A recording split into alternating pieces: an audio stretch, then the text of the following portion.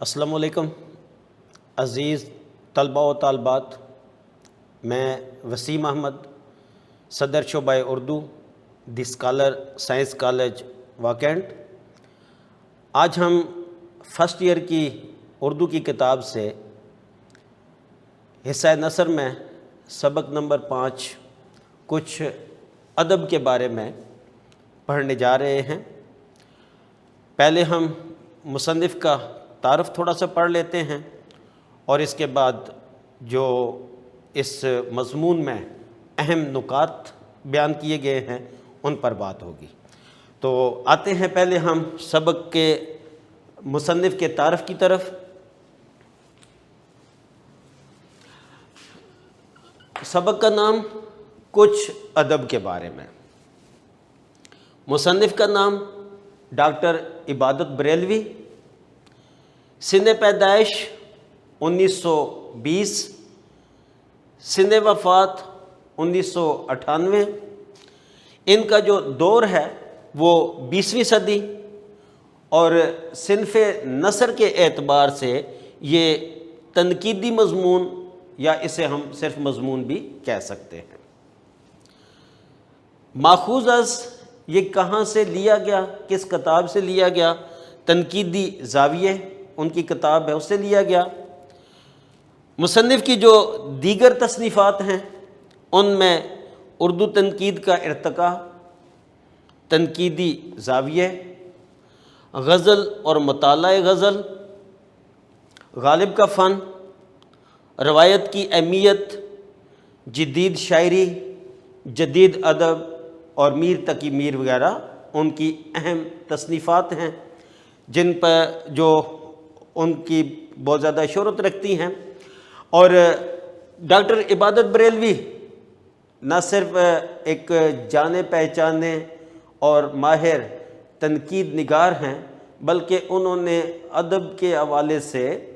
جو تنقیدی تحریریں لکھی ہیں ان کا جو انداز ہے وہ توضیحی اور تشریحی ہے کہ وہ جب کوئی بات کرتے ہیں تو اس انداز سے کرتے ہیں کہ اس نقطے کی بڑی اچھے طریقے سے وضاحت کر دیتے ہیں، اس کی تشریح کر دیتے ہیں، اور ان کے ہاں ادب کا ایک ہمدردانہ شعور ہمیں ملتا ہے، اور ان کی جو تحریریں ہیں وہ کسی بھی ادب پارے کی خوبیوں اور خامیوں کو پرکھنے کے لیے اہمیت رکھتی ہیں۔ آج جس عنوان کے بارے میں ہم پڑھنے جا رہے ہیں، پہلے عزیز طلبہ اس عنوان کو سمجھ لیجئے گا کہ عموماً ایسا ہوتا ہے کہ جب اس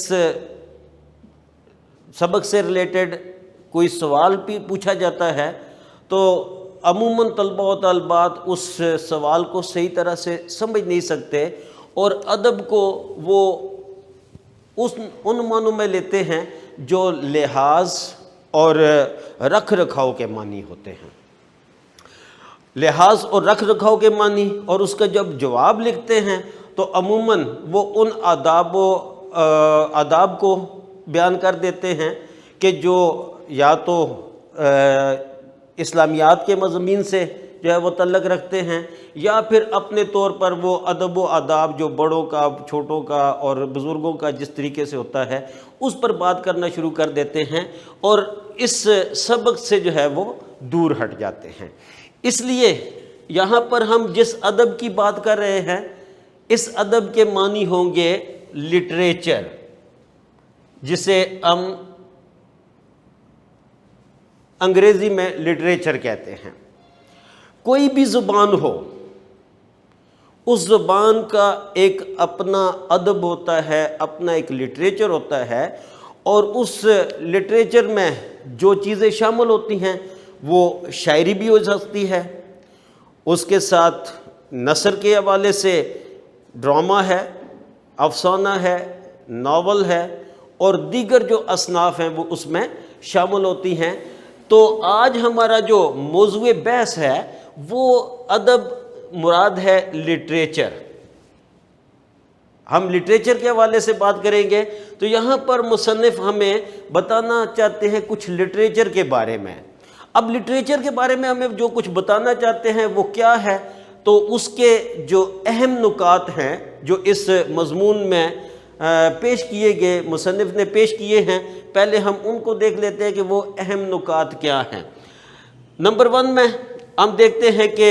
مصنف نے بات کی ہے ادب کا آغاز کب اور کہاں سے ہوا۔ ادب کا آغاز کب اور کہاں سے ہوا، تو مصنف ہمیں یہ بتانا چاہتے ہیں کہ صدیاں گزر گئیں، زمانے بیت گئے، اور ادب کا یہ جو چشمہ تھا، یہ انسان کے جو ذہن و شعور سے، عقل و دماغ سے، احساسات و جذبات سے جو پھوٹا تھا، وہ آج بھی رواں دواں ہے۔ اب یہاں پر اس بات کو ذہن میں رکھ لیجئے گا کہ مصنف نے ادب کو ایک چشمے سے تشبیہ دی ہے۔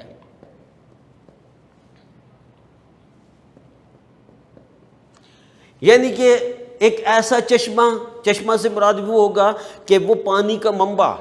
جو کسی پہاڑ سے پھوٹتا ہے اور پھر وہاں سے بہتا ہوا، وہ ہموار زمینوں کو سیراب کرتا ہوا وہ لگاتار بہتا ہی چلا جاتا ہے، کبھی رکتا نہیں۔ تو یہاں پر بھی انہوں نے ادب کو ایک چشمے سے تشبیہ دی ہے، اور یہ جو چشمہ ہے یہ کب سے رواں دواں ہے کہ زمانے گزر گئے ہیں، صدیاں بیت گئی ہیں، اور اس کا جو سوتا تھا، اس کا جو چشمہ تھا، اس کا جو منبع تھا، وہ کون سی جگہ تھی؟ وہ انسان کا ذہن، اس کے احساسات و جذبات تھے۔ تو اب یہاں پر ایک بات تو ہمیں پتہ چل گئی کہ ادب کا آغاز کب ہوا، کہ یہ تو صدیوں جو ہے پہلے کی بات ہے، اور ایک جگہ پر مصنف ہمیں جب بات کرتے ہیں بتاتے ہیں کہ تو وہ ادب کا اور انسان کا جو رشتہ ہے اسے جو ہے وہ جوڑتے ہیں کہ جب سے انسان اس دنیا میں آیا ہے تب سے جو ہے وہ ادب تخلیق ہونا شروع ہوا ہے۔ تو یعنی کہ ادب کا آغاز اور انسان کی اس دنیا پر آمد، اس کا جو سلسلہ ہے، اس کا جو نقطہ ہے، وہ اس کو ایک جگہ پر مجتمع کر دیتے ہیں، اکٹھا کر دیتے ہیں۔ اور پھر کہاں سے شروع ہوا؟ اس کا جو منبع ہے وہ انسان کے احساسات و جذبات ہیں، اس کا ذہن، اس کا عقل و شعور ہے۔ اور پھر ہم دیکھتے ہیں کہ جو یہ انسان کے احساسات و جذبات سے پھوٹنے والا یہ جو چشمہ تھا، یہ چشمہ کیسے رواں دواں رہا، کیوں رواں دواں رہا، اور کیوں زمانے اور حادثات کے جو دنیا کے اندر آنے والے جو انقلابات ہیں، جو حادثات ہیں، وہ اس چشمے کو وہ خشک نہ کر سکے، اور اس چشمے کے اندر کوئی تبدیلیاں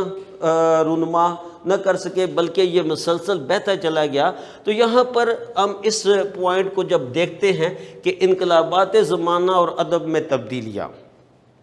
کہ مصنف ہمیں یہ بتانا چاہتے ہیں کہ ادب کا چونکہ تعلق انسانی زندگی سے ہے، انسان سے ہے، اور یہ جو ادب کا چشمہ ہے چونکہ یہ انسان کے احساسات و جذبات سے پھوٹا ہے، اور پھر چونکہ انسان کا جو ناطہ ہے، انسان کا جو تعلق ہے، اور انسانی جو نسل ہے، ہم دیکھتے ہیں کہ جب سے جو ہے وہ آدم علیہ السلام اس دنیا میں آئے، اور وہاں سے لے کر آج تک جو انسانیت کا جو سلسلہ ہے وہ رواں دواں ہے، اور اس سلسلے کے اندر ہم دیکھتے ہیں کہ انسان نے بے شمار ترقیاں حاصل کی ہیں، بے شمار عروج دیکھے ہیں، اور بے شمار زوال بھی دیکھے ہیں، بے شمار حادثات زمانہ بھی رونما ہوئے، بے شمار انقلابات بھی آئے، اور وقت کے ساتھ ساتھ جو انسان کا ذہن تھا وہ جس طرح ترقی کرتا گیا، اس کے جو احساسات و جذبات کے اندر ترقی ہوئی، اس کے نظریات کے اندر بہتری آتی چلی گئی، اس کا نتیجہ یہ ہوا کہ جو ادب کا جو چشمہ تھا وہ نہ صرف رواں دواں رہا، بلکہ اس میں تبدیلیاں آتی گئیں، اس میں بہتریاں آتی گئیں، اور اس کے نتیجے میں انسان نے ان حقیقتوں کو متلاشا، ان حقیقتوں تک جو ہے وہ پہنچا کہ جو آج کے انسان کو ہم دیکھتے ہیں۔ اس لیے جو انقلابات زمانہ ہیں وہ ادب میں نہ صرف اس ادب کو ختم نہیں کر سکے بلکہ اس کے اندر مزید بہتریاں لے کر آتے رہے، اور انسان نے اس کے ذریعے سے نئی نئی جہتوں کو، نئے نئے انداز کو اپنایا۔ پھر سوال یہ پیدا ہوتا ہے کہ ادب پیدا کیوں ہوا؟ ادب کی پیدائش یہ کیوں ہوئی؟ ادب کیوں پیدا ہوا؟ اس کے مقاصد کیا تھے؟ اور اس کے پس پردہ کون سے محرکات تھے؟ تو اب مصنف ہمیں بتانا یہ چاہتے ہیں اس چیپٹر میں کہ ادب جس کو ہم لٹریچر کہتے ہیں، اس کی پیدائش یا یہ کیوں وجود میں آیا۔ مصنف کہتے ہیں کہ انسان کو اگر ہم دیکھیں تو وہ ایک جذبات و احساسات رکھنے والی ایک مخلوق ہے، ایک ایسی مخلوق ہے کہ جس کے پاس نہ صرف عقل و خرد کی قوت ہے، سوچنے سمجھنے کی صلاحیت ہے، بلکہ اس کے اندر جذبات کی ایک بہت بڑا منبع ہے، اور یہ جذبات مختلف طرح کے ہو سکتے ہیں۔ کبھی وہ خوش ہوتا ہے تو خوشی کے جذبات میں وہ بہت زیادہ ایکسائٹڈ ہو کر وہ اپنی خواہشات کا، اپنے جذبات کا اظہار کرتا ہے، اور کبھی وہ مغموم ہوتا ہے، غمزدہ ہوتا ہے، تو اس کے جو احساسات و جذبات ہیں وہ ایسے ہوتے ہیں کہ جن کے اندر ایک مایوسی اور ایک ناکامی کا احساس چھپا ہوتا ہے۔ کہیں پر وہ کسی چیز کو دیکھتا ہے اور کسی اچھے منظر کو دیکھتا ہے، تو وہاں پر اس کو دیکھ کر اس کے دل میں جو احساسات و جذبات پیدا ہوتے ہیں اس کو وہ ایکسپریس کرتا ہے، اس کو وہ بیان کرتا ہے۔ غرض یہ کہ چونکہ انسان ایک ایسی مخلوق ہے کہ جو نہ صرف عقل و خرد رکھتی ہے بلکہ اس میں جو جذبات و احساسات ہیں وہ بھی پائے جاتے ہیں۔ چنانچہ نہ صرف یہ کہ وہ جذبات و احساسات رکھتا ہے بلکہ اس کے اندر ایک اور خواہش بھی پائی جاتی ہے، اور وہ خواہش یہ ہے کہ جو کیفیت اس نے خود محسوس کی ہے، جس بات کو اس نے خود محسوس کیا ہے، جس کیفیت سے وہ خود گزرا ہے، جس غم کو اس نے خود برداشت کیا ہے، جو اس کے دل پر گزری ہے اس کو بیان کرنا، اس کو نہ صرف بیان کرنا بلکہ دوسروں تک پہنچا دینے کا جذبہ بھی اس کے اندر پایا جاتا ہے۔ اس طرح نہ صرف وہ اپنے غم کو اور اپنی خوشی کو خود وہ اچھے طریقے سے محسوس کرتا ہے، بلکہ وہ دوسروں کو بھی وہ اپنے غم اور اپنی خوشیوں میں شامل کر لیتا ہے۔ اور پھر ایک اور چیز جس کو ہم یہاں پر دیکھ سکتے ہیں وہ یہ ہے کہ ہمارے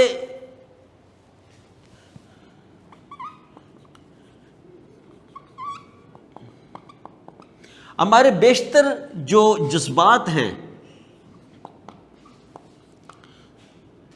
وہ مشترک ہوتے ہیں۔ بحیثیت انسان،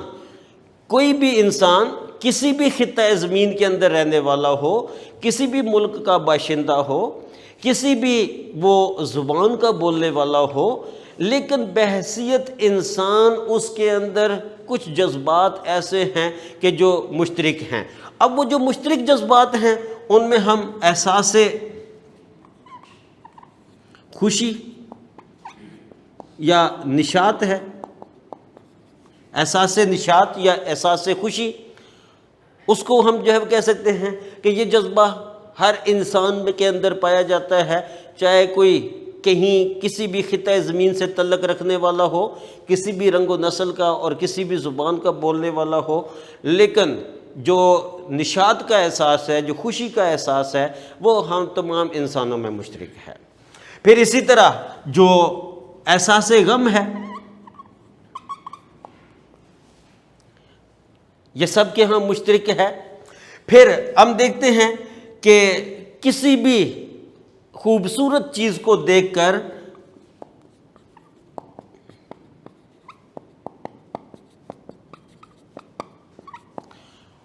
اس کی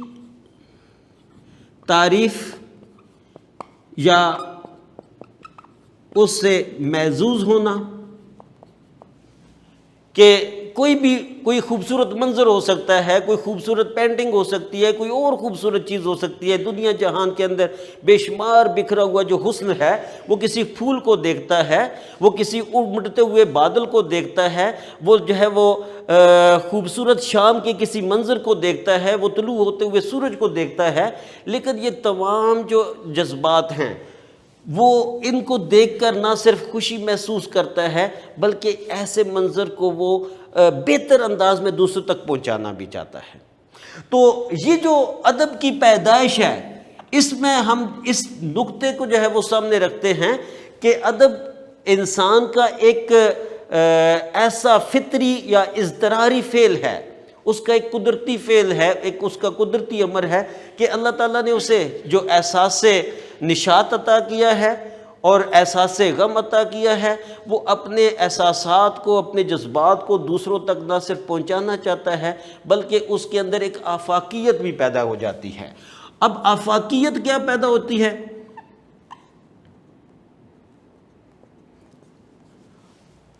آفاقیت سے مراد یہ ہوتی ہے کہ بعض اوقات ایک انسان جو ہم سے آج سے جو ہے وہ صدیوں پہلے گزرا ہے، لیکن اس نے کسی بات کو محسوس کیا، اپنے کسی بات کو اس نے اس انداز سے پیش کیا کہ جب آج کا کوئی شاعر، آج کا کوئی شخص، آج کا کوئی جو ہے وہ قاری جب اس بات کو پڑھتا ہے تو وہ یہ سمجھتا ہے کہ یہ بات آج میرے ہی لیے کہی گئی ہے۔ کہ آفاقی ادب، آفاقی ادب اس ادب کو کہا جاتا ہے کہ جس کے اندر زمان و مکان کی جو حدود ہیں وہ سمٹ جاتی ہیں۔ تمام انسانات، جس طرح آج کی دنیا ایک گلوبل جو ہے وہ ولیج بن چکی ہے، اسی طرح آفاقی ادب ایک گلوبل ولیج یا گلوبل جو ہے وہ انسان کا جو ہے وہ ادب ہوتا ہے، کہ جس کے اندر تمام انسانوں کے جو کیفیات ہیں، وہ جذبات ہیں، ان کی عکاسی ہوتی ہے۔ وہ کسی بھی زمانے کا انسان ہو، وہ کسی بھی دور کا انسان ہو، جب وہ اس بات کو پڑھتا ہے، جب اس بات کو جو ہے وہ سنتا ہے تو اس سے جو ہے وہ یہ احساس عطا ہوتا ہے کہ یہ بات نہ صرف یہ کہ میرے لیے ہے بلکہ میری ہی، گویا میں نے ہی یہ کہی ہے، یہ میری ہی جو ہے وہ زبان سے نکلی ہوئی بات ہے۔ ایسے ادب کو ہم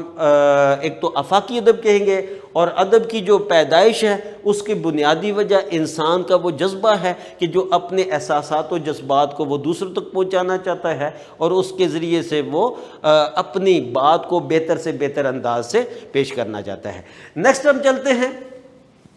کہ حوادث زمانہ کی باد سموم اسے خشک کیوں نہ کر سکی۔ حوادث زمانہ کی باد سموم، باد سموم، باد کہتے ہیں ہوا کو، سموم سخت گرمی یا وہ باد سرسر، ایسی ہوا کہ جو کسی کھیتی پر جب چلتی ہے تو اسے جو ہے وہ اجاڑ کر اور اسے جو ہے وہ خشک کر کے رکھ دیتی ہے۔ تو کہتے ہیں کہ یہ جو زمانے کے حادثات ہیں، یہ ادب کے جو چشمہ ہے اس کو خشک کیوں نہ کر سکے، کہ دنیا کے اندر بے شمار انقلابات آئے، بے شمار جنگیں ہوئیں، اور ان جنگوں کے نتیجے میں بے شمار انسانوں کو تہہ کیا گیا، اور بے شمار جو تہذیبیں تھیں وہ مٹ گئیں، بے شمار جو ثقافتیں تھیں ان کا ختم ہو گیا۔ لیکن یہ جو ادب کا چشمہ تھا، یہ جو حوادث زمانہ تھے، یہ اس کو کیوں نہ خشک نہ کر سکے، یا ادب کیوں ختم نہ ہو سکا۔ جیسے ہم ابتدا میں بات کر کے آئے ہیں، چونکہ ادب کا آغاز انسان کی زندگی کے ساتھ ہوا ہے اور پھر اس کا تعلق بھی انسان کی زندگی کے ساتھ ہے۔ وہ کہتے ہیں کہ دل پر جو گزرتی ہے کہہ لیتے ہیں، کہ اپنی زبان میں کہہ لیتے ہیں، انشا جی ہم لوگ کہاں، اور میر کا طرز کلام کہاں، کہ جو کچھ ہمارے دل پر گزرتی ہے ہم اس کو بیان کر دیتے ہیں، اور جو ہماری کیفیت ہوتی ہے وہ اس کو ہم پیش کرتے ہیں۔ تو چنانچہ زمانے کے اندر جتنے بھی انقلابات آئے، جتنی بھی تبدیلیاں آئی، اس کا نتیجہ یہ ہوا کہ ادب کو نہ صرف یہ کہ وہ ختم نہیں کر سکے، بلکہ ادب کو ایک نئی زندگی عطا کر گئی، بلکہ ادب کو ایک نئے موضوعات عطا ہوئے، ادب کو جو ہے وہ نئی جو ہے وہ راہیں سوجی، اور اس کے نتیجے میں ادب کے اندر ایک وسعت پیدا ہوئی، اور ادب نے ان چیزوں کو، ان خیالات کو، اور ان تباہیوں، ان بربادیوں، ان جو ہے وہ کہہ سکتے ہیں کہ خیالات کو اپنے اندر سمو دیا، کہ جس کے نتیجے میں کوئی زمانے کے اندر کوئی حادثہ پیش آیا تھا، اور پھر ہم دیکھتے ہیں کہ یہ جو ادب ہے، اس ادب کے نتیجے میں جو کسی بھی دور کی جو تہذیب ہے، اس کی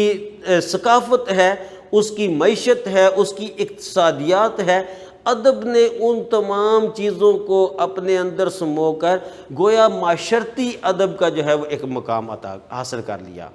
کہ ادب میں ہم کسی معاشرے کی ترقی اور اس کے اندر جو پیش آنے والے حالات و واقعات ہیں ان کو بھی ہم دیکھ سکتے ہیں۔ اس طرح ادب جو ہے حوادثات زمانہ ادب کو ختم نہیں کر سکے، بلکہ اس کو ایک نئی زندگی اور نئی جہت عطا کر گئے۔ اب پانچواں پوائنٹ جو ہمارے سامنے آتا ہے کہ یہ ادب کتنا قدیم ہے، قدامت اس کے اندر کتنی ہے، اور کیوں جو ہے وہ ابھی تک۔ اب ادب کی قدامت کے حوالے سے ہم نے پہلے بات کر لی ہے کہ ادب کتنا قدیم ہے۔ ادب قدیم کیا ہے کہ جب سے انسان اس دنیا میں آیا ہے اور ادب تخلیق کرتا رہا ہے۔ اب سوال یہ پیدا ہوتا ہے کہ انسان تو جب دنیا میں آیا تھا اس وقت سے اس نے ادب کو کیسے تخلیق کرنا شروع کر دیا، اس کی جو لکھی ہوئی وہ تحریریں ہیں وہ کہاں پر جو ہے وہ پائی جاتی ہیں، وہ کہاں سے ہمیں دستیاب ہوں گی۔ تو پہلی بات تو یہ ہے چونکہ جب انسان اس دنیا میں تشریف لایا، جب اس دنیا میں اسے بھیجا گیا تو وہ پورے عقل و شعور کے ساتھ اسے اس دنیا میں اتارا گیا۔ پھر اس دنیا کے اندر رہتے ہوئے چونکہ اس وقت اس کی جو صلاحیتیں تھیں ابھی خوابیدہ تھیں، ابھی سوئی ہوئی تھیں، اللہ تعالیٰ نے اسے جن صلاحیتوں سے متصف کیا تھا، جو صلاحیتیں اس کے اندر رکھی ہوئی تھیں، ابھی وہ خوابیدہ تھی، ابھی وہ سوئی ہوئی تھی۔ ابھی کا جو نیا انسان تھا اس کے پاس تو صرف جذبات و احساسات ہی تھے، وہ اپنے جذبات و احساسات کو، وہ کسی چیز کو دیکھ کر خوشی محسوس کرتا تھا اور کسی کیفیت میں وہ رنج محسوس کرتا تھا۔ چنانچہ جو ادب ہے، جو ابتدائی ادب تھا، اس میں ہم دیکھ سکتے ہیں کہ انسان کا جو ابتدائی ادب ہے اس میں ہمیں وہ چیزیں نظر آتی ہیں کہ جس کا تعلق اس کے ان جذبات و احساسات کے ساتھ تھا کہ جو کچھ اس کے دل پر گزر رہی تھی اس کو وہ دیکھتا تھا، اس کو محسوس کرتا تھا اور اس کو وہ ایکسپریس کرتا تھا۔ اور اس کی جو ابتدائی صورتیں ہیں وہ ہمیں ان گیتوں کی شکل میں ملتی ہیں کہ جو انسان نے اپنے اس جذبات سے جو ہے وہ متاثر ہو کر جو تخلیق کیے، کہ جو ابتدائی ادب ہے وہ ہمیں گیتوں کی شکل میں ملتا ہے، اور یہ وہ ادب ہے کہ جس کو انسان نے اپنے جذبات کے جو ہے وہ تاثر میں آ کر اپنے جذبات سے متاثر ہو کر تخلیق کیا، اور پھر جیسے جیسے انسان ترقی کرتا گیا اس نے لکھنے کا فن سیکھنا شروع کیا، تو پھر وہ اپنے تخلیقات کو اس نے مختلف چیزوں پر لکھنا شروع کیا، اور وہ تخلیقات وہ جو ہے وہ ترقی کرتے کرتے ہم تک جو ہے وہ آج تک پہنچی ہیں۔ پھر سوال یہ پیدا ہوتا ہے کہ انسان اور تخلیق کی خواہش میں کیا رشتہ ہے، کہ انسان اور تخلیق کی جو خواہش ہے اس کے اندر رشتہ کیا ہے، تعلق کیا ہے۔ ہم دیکھتے ہیں کہ انسان کو اللہ تعالیٰ نے جب پیدا کیا ہے تو اسے اپنی نیابت کا، اپنے خلافت کا جو ہے وہ اسے اس کا تاج اس کے سر پر رکھا ہے۔ اب جب اسے اپنا نائب بنایا اور اپنی خلافت کا تاج اس کے سر پر رکھا تو ہم دیکھتے ہیں کہ اللہ خالق ہے اور اس تمام کائنات کو اللہ تعالیٰ نے خلق کیا ہے، اس تمام کائنات کو اللہ تعالیٰ نے بنایا، اور اس کائنات کے اندر جتنی بھی چیزیں ہیں یہ اللہ تعالیٰ ہی کی تخلیق کردہ ہیں۔ چونکہ انسان نیابت کا جو حق ادا کر رہا تھا، تو اس نیابت کے حق میں اسے بھی اللہ تعالیٰ نے تخلیق کا جوہر عطا کیا تھا، چیزوں کو تخلیق کرنا، بنانے کا جو جوہر تھا وہ اسے عطا کیا تھا۔ چنانچہ اس کا نتیجہ یہ ہوا کہ دو طرح کی جو تخلیقات ہیں وہ ہمارے سامنے آتی ہیں، ایک مادی تخلیقات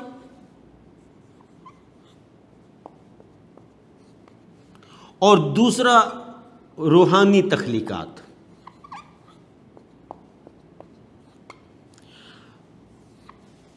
اب مادی جو تخلیقات ہیں، مادی تخلیقات میں آج کے انسان کے پاس جتنی بھی اپنی زندگی کو آسان سے آسان تر بنانے کے لیے جتنی بھی ایجادات ہوئی ہیں، وہ ساری کی ساری جو ہے وہ مادی تخلیقات میں ان کا تعلق ہے کہ انسان نے اپنی سہولت کے لیے، اپنی زندگی کو آسان سے آسان تر بنانے کے لیے جتنی بھی ایجادات کی ہیں، چاہے وہ ایک جو ہے وہ چھوٹے سے جو ہے وہ چمچ سے لے کر جو کھانے کے لیے ہم استعمال کرتے ہیں، اس سے لے کر وہ جو ہے وہ سیاروں تک جو ہے وہ اس نے جو بنائے، اور جو ہے وہ زمین و آسمان کی جو وسعتیں ہیں ان کو سمیٹتا چلا گیا۔ تو یہ جتنی بھی تخلیقات ہیں یہ مادی تخلیقات ہیں، اور ان کے ذریعے سے انسان نے اپنی زندگی کو نہ صرف آسان سے آسان تر بنایا، بلکہ اس کے نتیجے میں اس نے اس کائنات کی وسعتوں کو اور اس کائنات کے اندر چھپے ہوئے رازوں کو بھی تلاش کیا۔ دوسری جو تخلیقات ہیں ان کا تعلق روحانی نوعیت کے سے ہے، یعنی کہ اس کے جذبات و احساسات سے ہے، یا ایسی جو ہے وہ چیزوں سے ہے کہ جن کو ہم ایبسٹریکٹ کہہ سکتے ہیں، جن کو ہم مجرد چیزیں کہہ سکتے ہیں۔ اب جو ادب ہے اس کا تعلق روحانی تخلیقات سے ہے،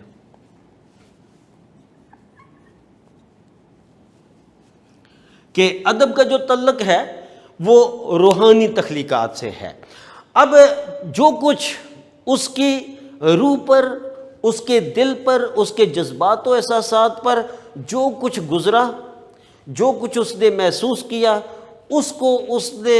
جس انداز سے پیش کیا، اور اس کو پیش کر کے اس نے جو خوشی اور جو نشاط حاصل کی، اس کے نتیجے میں جو بھی چیزیں سامنے آئیں، چاہے وہ گیت ہوں، چاہے وہ شاعری ہو، چاہے وہ کوئی نثر ہو، وہ ساری کی ساری کیا ہیں کہ وہ ادب کہلاتی ہے۔ چنانچہ انسان کے دل میں جو تخلیق کا مادہ تھا اور تخلیق کی خواہش تھی، اس خواہش کے نتیجے میں انسان نے نہ صرف مادی تخلیقات کی بلکہ روحانی تخلیقات اور ادب کو بھی تخلیق کیا، اور اس کی جو بنیادی وجہ تھی کہ وہ اپنے جذبات و احساسات کو دوسروں تک پہنچاتا تھا۔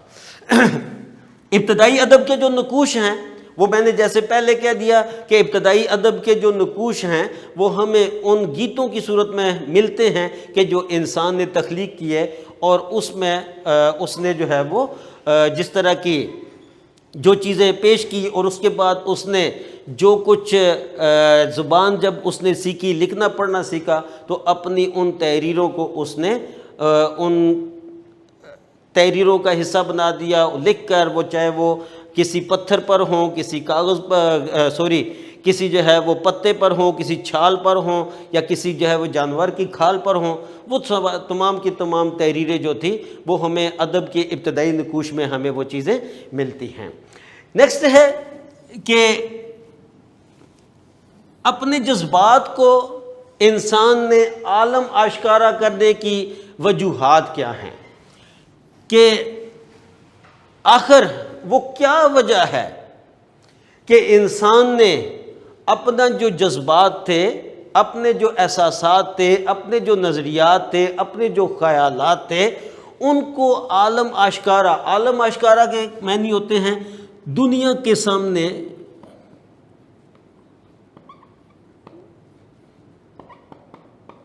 پیش کرنا۔ عالم اشکارا کرنے کی وجوہات کیا تھیں؟ وہ کیا اسباب تھے کہ انسان نے جو کچھ محسوس کیا، جو کچھ لکھا، اس کو جو ہے وہ دنیا کے سامنے پیش کیا۔ اب جیسے ہم پہلے بات کر چکے ہیں کہ چونکہ انسان ایک ایسی مخلوق ہے کہ جسے اللہ تعالیٰ نے تخلیق کی جو جوہر ہے عطا کیا ہے، تخلیق کا مادہ عطا کیا ہے، اور پھر جب وہ کسی چیز کو تخلیق کرتا ہے تو وہ تخلیق صرف اس کی اپنی ذات کے لیے نہیں ہوتی، بلکہ اس تخلیق کے ذریعے سے وہ دوسروں کو بھی اپنے جذبات و احساسات سے اور اپنی ان چیزوں سے کہ جو اس نے تخلیق کی ہیں ان سے نہ صرف متعارف کرانا چاہتا ہے، بلکہ ان کے ذریعے سے ان کو بھی وہی نشاط، وہی خوشی کا پہلو اور وہی اس کی جو ہے وہ کہہ سکتے ہیں کہ ضروریات زندگی جو تھیں ان کو پورا کرنے کا جو احساس تھا۔ چنانچہ اس انسان نے جو بھی ادب تخلیق کیا، جو چیزیں بھی اس نے تخلیق کی، اس نے ان کو صرف اپنے آپ تک محدود نہیں رکھا، بلکہ اس کا نتیجہ یہ ہوا کہ اس نے نہ صرف وہ دنیا کے سامنے پیش کیا، اس طرح نہ صرف یہ ہوا کہ اس کے احساسات و جذبات سے تمام انسان جو ہے وہ متعارف ہوئے، بلکہ دوسروں کے جو جذبات و احساسات تھے ان کے ساتھ مل کر ایک ایسا معاشرہ، ایک ایسا جو ہے وہ جو دنیا ہے وہ ہمارے سامنے پیش ہوئی کہ جس میں تمام انسانوں کے جو جذبات و احساسات ہیں ان کو نہ صرف ہم دیکھ سکتے ہیں بلکہ ان سے مستفید اور فائدہ بھی اٹھا سکتے ہیں۔ اب اسی طرح نیکسٹ تھا کہ آفاقی ادب، کہ جب انسان نے اپنے جذبات و احساسات کو عالم کے سامنے، دنیا کے سامنے آشکار کر دیا، دنیا کے سامنے پیش کر دیا، تو پھر اس کا نتیجہ یہ ہوا کہ آفاقی ادب وجود میں آیا۔ آفاقی ادب کہ وہ ادب کہ جس کا تعلق تمام دنیا کے انسانوں سے تھا، اس ادب کا نہ تو کوئی زمانہ تھا نہ کوئی دور تھا، وہ ہر دور کے انسانوں کے لیے تھا اور ہر جگہ کے انسانوں کے لیے تھا۔ آج بھی اگر آج سے جو ہے کوئی 10 صدیاں پہلی لکھی ہوئی کوئی تحریر ہے، لیکن اس میں آفاقیت کی جو ہے وہ نشانیاں ہیں، آفاقیت کی جھلکیاں ہیں، تو جب بھی کوئی انسان آج بھی ان تخلیقات کو پڑھتا ہے تو اس کو یوں احساس ہوتا ہے کہ وہ تحریریں، وہ ساری کی ساری چیزیں وہ اسی کے لیے تخلیق کی ہیں۔ پھر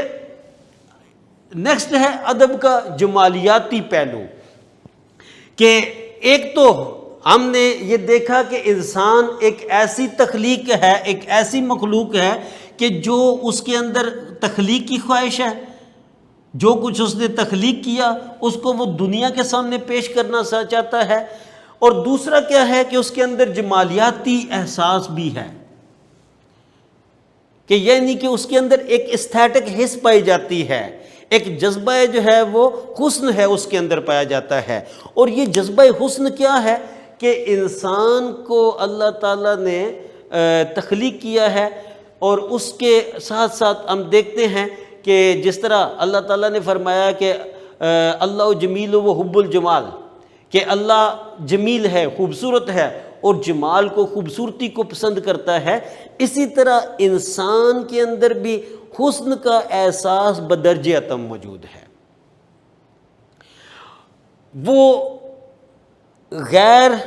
جو حسین چیزیں ہوتی ہیں ان سے اسے کراہت محسوس ہوتی ہے، ان کو کراہت، ان سے جو ہے وہ کراہت کرتا ہے، اور جن چیزوں کے اندر حسن پایا جاتا ہے وہ اس کو ایک احساس سے نشاط عطا کرتے ہیں، خوشی کا احساس عطا کرتے ہیں۔ ادب کی جو تخلیق ہے اس میں جو سب سے اہم پہلو ہے وہ جمالیاتی احساس ہے، کہ اس کے اندر ایک حسن ہے، کہ جب بھی کوئی ادیب، جب بھی کوئی شاعر، جب وہ کوئی ادب پارہ، جب وہ کوئی نظم، جب وہ کوئی غزل، جب وہ کوئی اور جو ہے وہ کوئی شعر جب وہ تخلیق کرتا ہے تو وہ تخلیق کرتے ہوئے ان تمام پہلوؤں کا خیال کرتا ہے کہ اس کے اندر ایک حسن ہو، اور وہ ایسا حسن ہو کہ جس کو ہر سننے والا، ہر پڑھنے والا محسوس کر کے اس سے جو ہے وہ تفاخر حاصل کر سکے، اس سے فخر حاصل کر سکے، اس سے خوشی حاصل کر سکے۔ تو چنانچہ جو بھی ادب تخلیق کیا گیا اس کا نتیجہ یہ ہوا، یا اس میں اس کی جو حیثیت تھی وہ یہ تھی کہ اس میں ایک جمالیاتی پہلو تھا، اور انسان نے اس جمالیاتی پہلو کو پیش نظر رکھ کے وہ ادب تخلیق کیا۔ اب سوال یہ پیدا ہو سکتا ہے کہ کسی انسان میں یہ جمالیات، احساس حسن زیادہ ہو سکتا ہے، کسی میں کم ہو سکتا ہے، لیکن حقیقت یہ ہے کہ یہ احساس حسن ہر ایک انسان کے اندر موجود ہے، اور کوئی بھی انسان اس احساس حسن سے عاری نہیں ہے۔ اسی کے نتیجے میں جو ادب ہے اس کے اندر ایک جمالیاتی احساس ہوتا ہے، ایک حسن ہوتا ہے، اور اس حسن کے ذریعے سے وہ مکروہ سے مکروہ، وہ بدصورت سے بدصورت چیزوں کو بھی جب پیش کرتا ہے، جب وہ ہمارے سامنے لے کر آتا ہے، تو اس کے اندر ہمیں جو ہے وہ ایک حسن نظر آتا ہے، ایک خوبصورتی نظر آتی ہے، اور ہماری جو سوچ ہے، ہمارا جو احساس ہے، وہ اس طرف جو ہے وہ ہمیں مائل کرتا ہے کہ ہم نے کبھی اس پہلو سے ان چیزوں کو دیکھا ہی نہیں تھا۔ چنانچہ ادب جو ہے اس کا ایک خوبی یہ بھی ہے کہ وہ ہمیں احساس جمال عطا کرتا ہے، اور چیزوں کو دیکھنے کا ایک نیا ڈھنگ، ایک نیا سلیقہ اور ایک نیا طریقہ بھی ہمیں سکھاتا ہے۔ چنانچہ جی یہاں تک یہ جو چیپٹر ہے ان پوائنٹس کے مطابق ہے، اور ان پوائنٹس میں ہم نے اس چیپٹر کو کوشش کی ہے سمجھنے کی۔ جب تک آپ اس کی مکمل ریڈنگ نہیں کریں گے، اور ان مکمل ریڈنگ کرنے کے بعد آپ جو ہے وہ ان پہلوؤں پر بات یا ان پہلوؤں کو غور نہیں کریں گے، آپ چیپٹر کو سمجھ نہیں سکیں گے۔ ٹھیک ہے، جو اس چیپٹر میں موجود ایکسرسائز ہے، اس کے اندر جو سوالات ہیں ان کا آپ نے اپنے ٹیچر سے کنسرن کرنا ہے، وہ آپ کو اس کا تسلی بخش جو ہے وہ جواب دیں گے۔ کوئی بھی سوال ہو تو وہ آپ نے اپنے متعلقہ ٹیچر سے اس کے بارے میں پوچھنا ہے۔ ٹھیک ہے جی، وَمَا عَلَيْنَا إِلَّا الْبَلَاغُ۔ اللہ حافظ۔